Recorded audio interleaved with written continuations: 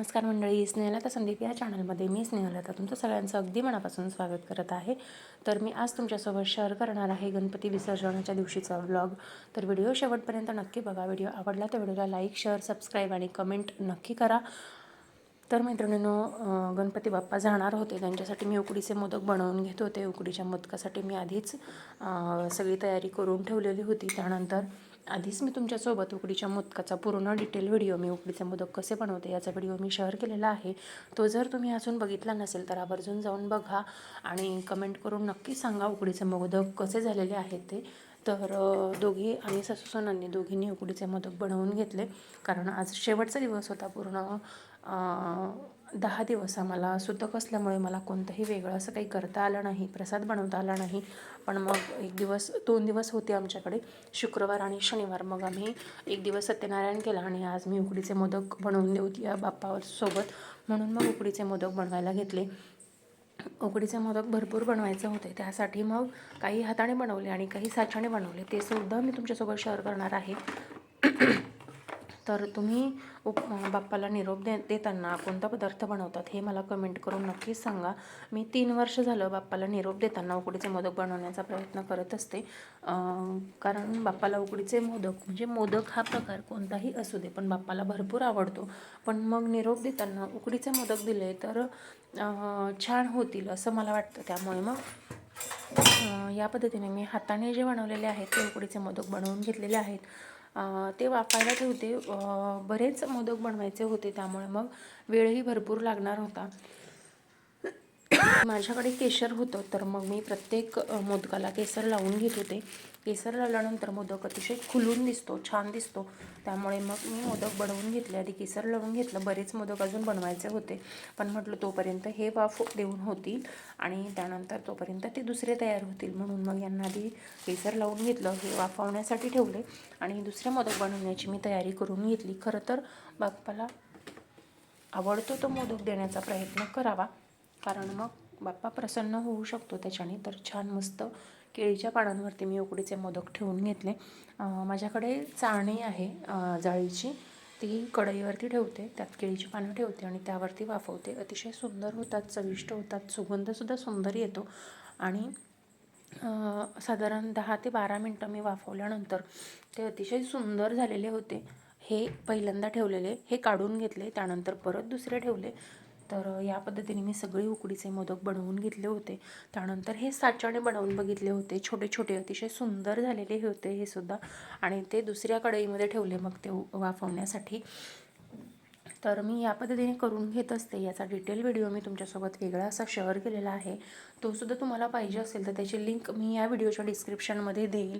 तुम्ही तो सुद्धा व्हिडिओ आवर्जून जाऊन बघा आणि तो व्हिडिओ तुम्हाला कसा वाटतो हे सुद्धा मला कमेंट करून नक्कीच सांगा. माझे व्हिडिओ तुम्हाला आवडत असतील तर व्हिडिओला लाईक करा, शेअर करा आणि चॅनलवर नवीन असाल तर चॅनलला सबस्क्राईब करा. आणि हा व्हिडिओ शेवटपर्यंत नक्की बघा, कारण गणपती विसर्जनाचा व्हिडिओ मी तुमच्यासोबत पूर्ण शेअर करणार आहे, त्यासाठी व्हिडिओ शेवटपर्यंत तुम्हाला नक्की बघावा लागेल. तर हे दुसऱ्यांदा वाफवलेले दुसऱ्यांदाचे तर भरपूर आज उकडीचे मोदक मी बनवून घेतले होते आणि एकदा बनवता यायला लागले की मग जमतातच, काही हरकत नसते. तर बघू शकताय गरमागरम वाफाळलेले उकडीचे सुंदर मोदक बनवून झालेले आहेत, बघू शकताय तुम्ही. त्यानंतर मग चहा ठेवून घेतला थोडासा. त्यानंतर मग जे साच्याने बनवलेले होते ते मोदक इथे बघू शकताय तुम्ही. अजून बरेच मोदक शिल्लक होते, हे काही मोदक ठेवलेले होते आणि अजून बाजूला बनवायचे होते. त्यानंतर गणपती बाप्पाला प्रसादासाठी एवढे असे मोदक मी काढून घेतलेले आहेत. कसे वाटत आहेत हे मला कमेंट करून नक्कीच सांगा. आज गणपती बाप्पा घरून जाणार, शेवटचा दिवस. खरं तर या दिवशी आनंद आणि दुःख या दोन्ही गोष्टी असतात, कारण बाप्पा त्याच्या घरी जाणार या गोष्टीचा आनंद असतो, पण बाप्पा आपल्याला सोडून जाणार या गोष्टीचं दुःख असतं. खरं तर गणपती विसर्जनासाठी मी कधी गेले नव्हते. इथनंच मी बाप्पाला बाय बाय करायचे. बघू शकताय तुम्ही, त्याच्याही चेहऱ्यावर थोडंसं का होईना दुःख वाटतंय, कारण आपण सगळे त्याला सोडून, तो आपल्या सगळ्यांना सोडून त्याच्या घरी जाणार. त्याच्या आईला भेटणार या गोष्टीचा आनंद असेल, पण आपण सगळे त्याचे इतके लाड करतो, तो आपल्याला सोडून जाणार याही गोष्टीचं दुःख होत असेल. तर शेवटची आरती आज आम्ही करून घेतली. सगळे सोसायटी आरतीसाठी आलेली असते खाली. खरं तर हेच वातावरण सोसायटीमध्ये यावं यासाठीच गणेशोत्सव साजरा केला जातो. सगळ्या लोकांनी एकत्र यावं, एकत्र बसावं, म्हणजे घुळामेळाने राहावं यासाठीच खरं तर हे सण साजरे केले जातात. आणि सगळी सोसायटी आरतीसाठी इथे उपस्थित होती. त्यानंतर गणपती बाप्पाचा नावाचा गजर करून गणपती बाप्पाची मूर्ती विसर्जनासाठी उचलण्यात आली. खरं तर लहान मुलांसाठीच नाही तर मोठ्यांसाठी सुद्धा हा क्षण खूप दुःखाचा असतो. कारण गणपती बाप्पा सोडून जाणार असतात आणि मी पहिल्यांदाच विसर्जनासाठी गेले होते. तर अगदी खरंच ऊर भरून येतं. कारण खूप गणपती बाप्पा मला 2 वर्ष झालं जाताना खूप काही शिकवून पण जातोय आणि देऊन पण जातोय. बघू शकताय हे माझ्या मैत्रिणीच्या घरचा गणपती. त्यानंतर सोसायटीचा गणपती इथे पाठीमागे स्पेशल सीटवरती बसवलं जातं गणपती बाप्पाला, बघू शकताय. आणि त्यासोबत हे कलश वगैरे घेऊन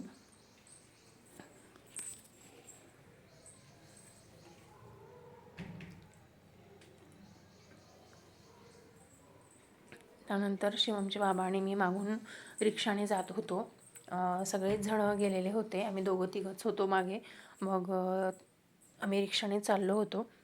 गणपती विसर्जनासाठी आत्ता गणपती विसर्जनासाठी नदीमध्ये कोणालाही जाऊ देत नाही. तर त्याच्यासाठी वेगळी अशी काय सोय केलेली आहे ती सुद्धा मी पुढे तुमच्यासोबत शेअर करणार आहे. तर जिथे जवळ नदी आहे त्या गावाच्या इथे छान मस्त असं ढोलताशा पथक आलेलं होतं आणि त्यांचा तिकडे गजर चालू होता आणि इकडे गणपती बाप्पा आम्ही घेऊन चाललेलो होतो. बघू शकता आमच्याकडे दगडूशेठची मूर्ती असते. गेली 5 वर्ष आम्ही फक्त दगडूशेठचीच मूर्ती बसवत आहोत आणि हीच मूर्ती आणून घेण्याचा प्रयत्न करत असतो. तर बघू शकता